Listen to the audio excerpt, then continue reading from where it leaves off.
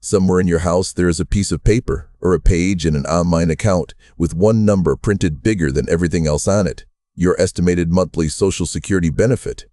Most people look at that number, feel either relieved or sick, and then build the rest of their retirement plan on top of it. Here is what almost nobody tells you.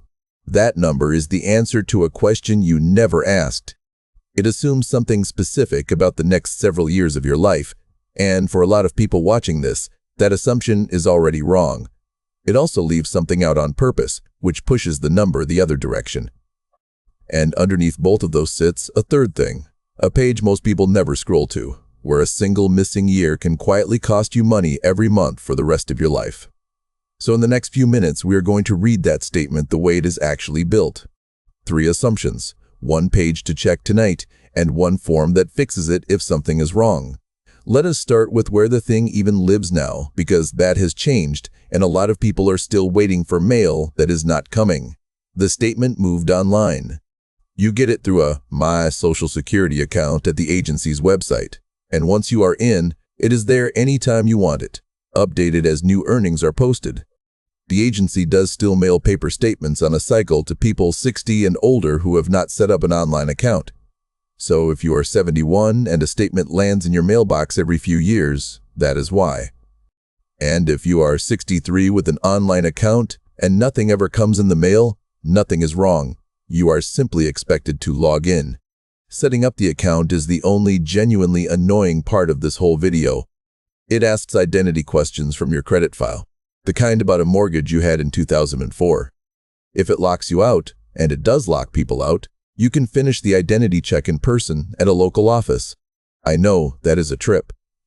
It is a trip that pays for itself, because everything else we are about to do requires seeing the actual pages. Now, page 1, the big number, and the chart next to it.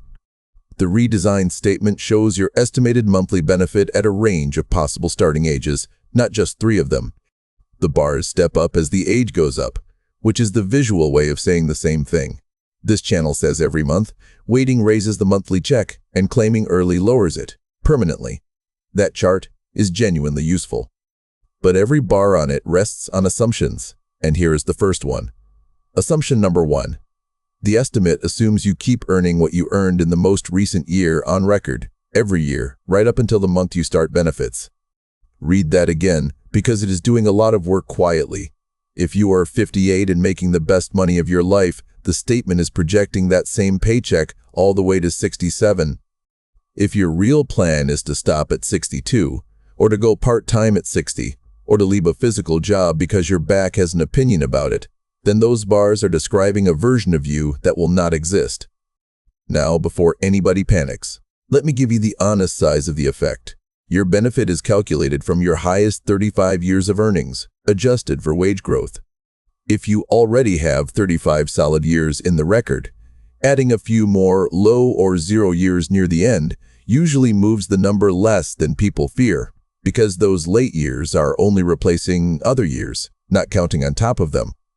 The people who get hurt most are the ones who do not yet have 35 years in the record at all, because for them, a 0 year is a real 0 sitting inside the average. So the practical version is this. If you plan to retire earlier than the statement assumes, treat the big number as an optimistic ceiling rather than a promise. And if you are missing years in your record, keep watching, because Beat 3 is about you. Assumption number 2, and this one pushes in the opposite direction. The numbers on your statement are in today's dollars. They do not include future cost of living adjustments. That means the actual dollar figure that shows up in your bank account years from now will very likely be larger than what is printed today, assuming the usual pattern of positive adjustments between now and when you claim. The statement is not lying to you. It is deliberately showing you today's purchasing power, which is the honest way to compare, because it tells you what that check would buy right now rather than dazzling you with a bigger number that inflation already ate. Put the 2 assumptions together and you get the thing nobody says out loud. The statement can be too generous and too modest at the same time. Too generous about your future earnings if you are stopping early. Too modest about the nominal size of the check because it holds the dollars still. Neither one is a scandal. But if you did not know both, you were reading that page wrong. Now the third thing, and this is the one worth an evening of your time. Scroll past the chart, past the disability and survivor estimates, to your earnings record. It is a long, plain table. One row per year, going back to your first job, with what you earned that was taxed for Social Security and what was taxed for Medicare. That table is not a receipt. It is the raw material. Every estimate on page 1 is computed from it. If a year in that table is wrong, every number in front of it is wrong too, and nobody at the agency is going to catch it for you because they have no idea what you actually earned in 1987. Only you and your paperwork know that. So, how do years go missing? Almost never through fraud. It is mundane, and it is mechanical. An employer files your wage report with one digit wrong in your Social Security number. Somebody types your name in a way that does not match the agency's record. You got married or divorced and changed your name, and 1 year got filed under the old one while your card said the new one. A small business closed and its final filings never made it. You worked under a nickname on the payroll. Self-employment income, where the tax return got filed, but the earnings got posted to the wrong year. When wages cannot be matched to a person, they do not vanish from the economy. They land in a holding file at the agency. The scale of that file over the decades is measured in the hundreds of billions of dollars of wages, which tells you this is not a rare clerical hiccup. It is a permanent feature of a system that processes hundreds of millions of wage reports a year. Most people's records are fine, but enough are not that the agency publishes an entire pamphlet and a dedicated form for fixing them. Here is how to check yours, and it really is about 10 minutes. Open the earnings table and go year by year, but do not try to verify the exact dollar amount for every year because you will give up by 1994. You are hunting for two specific things. First, a year where you know you worked and the row is blank or shows 0. Second, a year that looks obviously too small, like a full-time year that shows a couple $1,000s. Pay extra attention to 4 kinds of years. The year you changed your name. Any year you switched employers mid-year. Your first 2 working years, when nobody double-checks anything. And your most recent 2 or 3 years, because those post last and sometimes post late. A blank for last year on a statement pulled in the spring is often just timing, not an error, so give recent years a little grace before you file anything. Found something? Here is the fix. The form is SSA-7008, the request for correction of earnings record. It is free. You do not need a lawyer, an accountant, or a service that advertises on daytime television. What the agency wants is evidence, and the best evidence is the boring kind. A W-2 from that year, a 1099, a pay stub, or a tax return with a schedule showing self-employment income. If you have nothing at all, you can still file with the employer's name, the address, the dates you worked, and how you were paid, and the agency can go look at what was reported. Now the part that makes people move faster. There is a time limit. The general rule is that an earnings record can be corrected up to 3 years, 3 months, and 15 days after the calendar year in which the wages were paid. If you just did the arithmetic on 1991 and felt your stomach drop, hold on, because the second half of that rule matters just as much. There are exceptions written into the law, including cases involving agency error and cases where the record does not match what was actually reported. In plain language, the deadline is real, and it is also not an automatic wall. Do not talk yourself out of filing because the year is old. Let them tell you no. While you are looking at that table, count the rows with real earnings in them, because of the 35-year rule. Your benefit is based on your highest 35 years. If you worked 31, the calculation still uses 35 slots, and the 4 empty ones go in as zeros. That is why 1 more working year late in life can raise a benefit meaningfully for somebody with a short record, while barely moving it for somebody who already has 40 solid years. It is also why a missing year hurts different people by wildly different amounts. If you have gaps, knowing that changes how you think about a part-time year at 63. While we are on page 1, there are 2 more estimates sitting there that most people scroll straight past, and they are worth 30 seconds each. The statement also shows what you would receive if you became disabled and could not work, and what your family would receive if you died. Those are not decorations.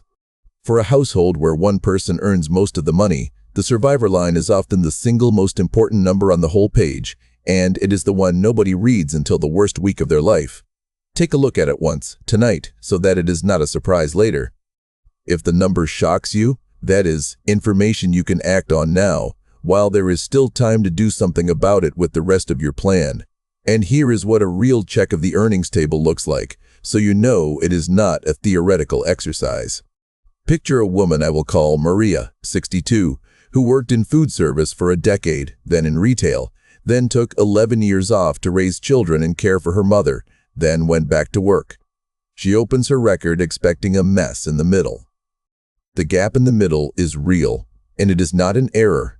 That is what caring for family costs inside this formula. But what she actually finds is something else. Her first 2 working years, 1981 and 1982, are blank. She was 17 and 18, working under her father's last name at a restaurant that closed decades ago, and somewhere in there the wage reports never matched her record. 2 teenage years at a restaurant will not change her check by much. But she also finds something that does. The year she got married and changed her name shows about a third of what she actually earned, because half the year got filed one way and half the other. That is a real year of full-time wages, half missing, and it sits inside her highest 35. She has a shoebox with 2 old W-2s in it, one of which is the right year. She files the form with that W-2 attached and a note about the other year. I want you to notice which part of that story mattered. It was not the dramatic 11-year gap she was worried about. It was a boring administrative seam nobody would think to check. That is almost always how this goes. One more thing on the statement, and then we will get to what to do this week. There is a paragraph on there about the trust funds, something to the effect that without changes, the program will not be able to pay full scheduled benefits at some point in the future. That paragraph makes people call their children in a panic, so let me say plainly what it is. The trustees of the program publish an annual report. The 2026 report projects the combined reserves running out in 2034 under the intermediate assumptions. Here is the part that gets left out of headlines. Reserves running out is not the program running out. Payroll taxes keep coming in the whole time, and they keep funding the large majority of scheduled benefits after that date. What the report describes is a shortfall that Congress can close with a combination of changes, and every past shortfall in this program's history has ended in legislation rather than in silence. I am not going to give you a percentage tonight, because we did a whole episode on where those numbers come from, and I would rather you get the full context there than a fragment here. The point for reading your statement is narrow. That paragraph is a projection notice, not a cancellation notice, and it should not change what you do this week. So, this week, 3 things. 1. Get into your account and pull the statement. If you have never made an account, start the process tonight even if it fails, because the failure path takes a few days and you want the clock started. 2. Check the earnings table for blanks and for years that look too small, with extra attention on name changes, job changes, and your first years of work. Print or save a copy. A statement you can hold up to a shoebox of old W-2s is worth 10 statements you looked at once on a phone. 3. If something is missing, gather what evidence you have and file the SSA-7008. If your paperwork is gone, file anyway with the employer details. And if a year is very old, file anyway and make them apply the rule rather than applying it to yourself. And one bonus, which costs nothing. If you have grown children, tell them to make their accounts and check their records too early in their working lives. The best time to catch a missing year is the year it goes missing, when the W-2 is still in a drawer and the employer still exists. Let me put it back together. Your statement lives online now, with papers still going out on a cycle to people 60 and over without an account. The big number on page 1 assumes you keep earning at your most recent rate until you claim, which makes it optimistic for anybody retiring early or downshifting. It is also stated in today's dollars with no future cost of living adjustments included, which makes the eventual nominal check larger than what you see. Both of those rest on the earnings table further back, where missing or understated years are common enough to have their own form and their own pamphlet. Check the table, especially around name changes and job changes. Fix problems with SSA-7008 and whatever evidence you have. Remember the 35-year rule if your record is short, and read the trust fund paragraph as a projection, not a verdict. The usual note. I am not a financial advisor, and this is education about how the system works, not advice for your situation. The rules? The amounts and the forms change, so confirm anything here with the agency directly before you act on it. Here is what I want to leave you with. This is one of the rare places in retirement planning where the work is small, the tools are free, and the payoff is permanent. Nobody is going to audit your record on your behalf. But an hour at a kitchen table with an old folder can add real dollars to every single check for the rest of your life, and it does not require you to earn more, invest better, or predict anything about the future. Tell me in the comments whether your earnings record was clean or whether you found a gap. I am genuinely curious how common it is among people watching this, and your answer might be the nudge somebody else needs to go look. If this helped, subscribe and share it with somebody who has been meaning to check their statement for about 6 years.